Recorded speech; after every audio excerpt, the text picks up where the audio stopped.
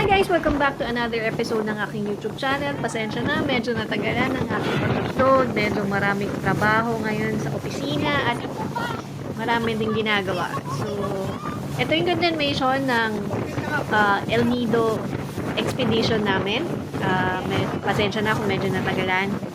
Pero ito yung mga water activities na kinikater ni El Nido. Pero ino-offer naman to in public yung dalawang island. Pero yung isa, exclusive pa rin, private property pa rin siya, hindi pa rin siya ina-allow for public. And ito, sakay pa rin kami ng speedboat at pupuntahan kami ngayon sa may Entalula, isa sa pinakamagandang island dito sa El Nido. Ano kami? Tara, explore natin ang El Nido.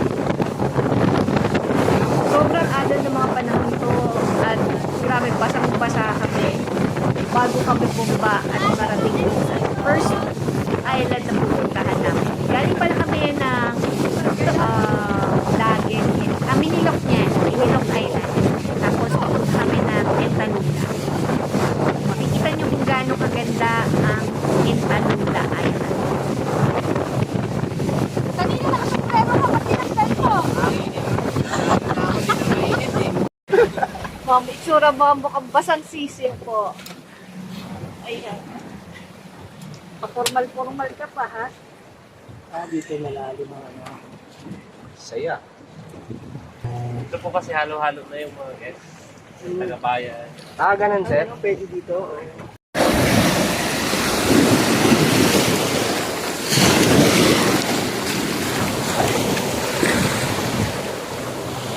So, ito yung Entalula.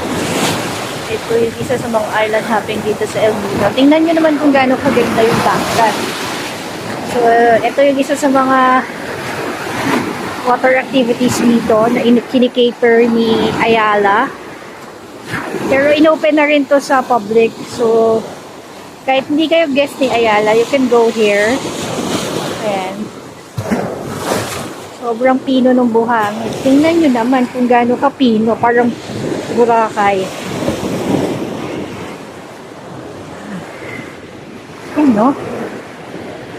Look at the sand.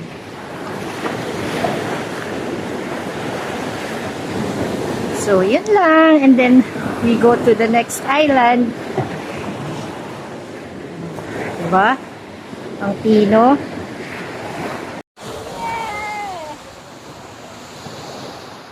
Welcome to Entalula!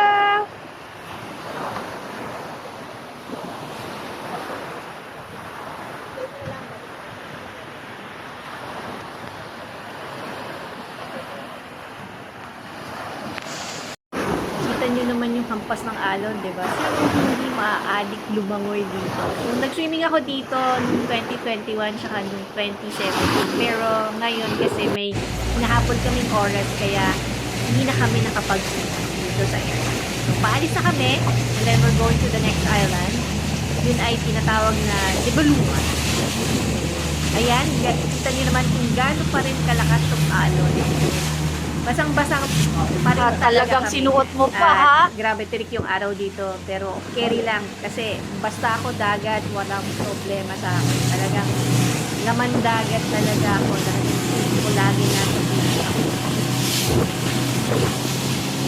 So, pag nasa El Nido kayo, common na common yan, mga rock formation. Kasi noon sa El Nido, so mga ganyang itsura. Ganyang mga isla. Talagang masasabi mo maganda ang isla ng El Nido at maganda ang probinsya or bayan ng El Nido. Kaya hindi na ako magtataka kung bakit maraming mga turista at mga foreigner na grabe balik ng balik sa El Nido.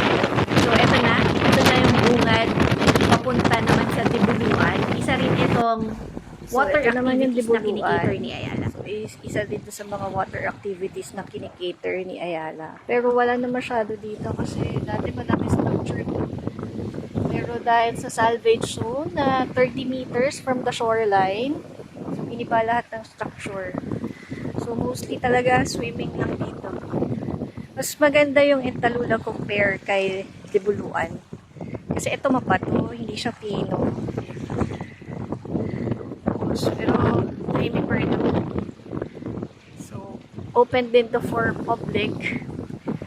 Ino-offer din to as a tour na island hopping. So, ang peaceful ng tubig. Kita nyo naman. Unlike kay Dibuluan, medyo malakas yung current ng alon. Ayan. Diba? Ayan yung itsura niya. So, 3 beses ko na nakarating dito. So, last yung 2021. Ayan. So, ayan yung island. There you go. So, ito, palis na kami dito sa Dibuluan. So, ang next stop naman namin is Cove 2. Medyo private to. Hindi to ino-offer for public or any tour sa bayan ng El Nido. Kasi exclusive lang to kay Ayala. Sa mga guest ni Ayala. So, ayan ulit. Makikita niyo ulit yung mga rock formation, mga isla ni El Nido. So, magaganda talaga yung mga isla dito sa El Nido. So, ito na yung bungad papuntang Cove 2. So, mas maganda rin ito kumpara kay Dibuluan. Ito naman yung Cove 2. Isa din sa mga kinikater ni Ayala for water activities. So, wala masyadong gagawin dito. As in, mag-relax lang at tumambay along the beach. So, ayan. Mas maganda pa din si Intalula compare dito. Tapos, mabato kasi yung kanyang beach area. Tapos, medyo maliit lang din yung shoreline niya. Pero may CR naman yun. CR yun. Tapos, dito daw, private dinner. May special event. Yan, dito ginaganap. So, surrounded pa din siya ng rock formation. Ayan, merong isang guest na padating galing sa Lagen Island Resort. So, yan. So, yan. Sobrang tahimik lang dito, tsaka hindi crowded. Pero yung Talula tsaka Dibula, yun yung ino-offer nila. So, yun lang. May mga, ano naman dito, higaan kung gusto mo lang humiga at mag-relax talaga.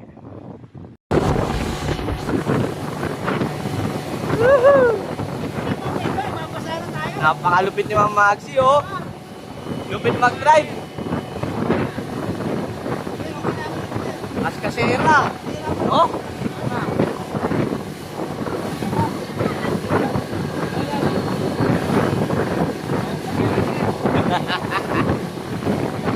Ay, bunggo mo.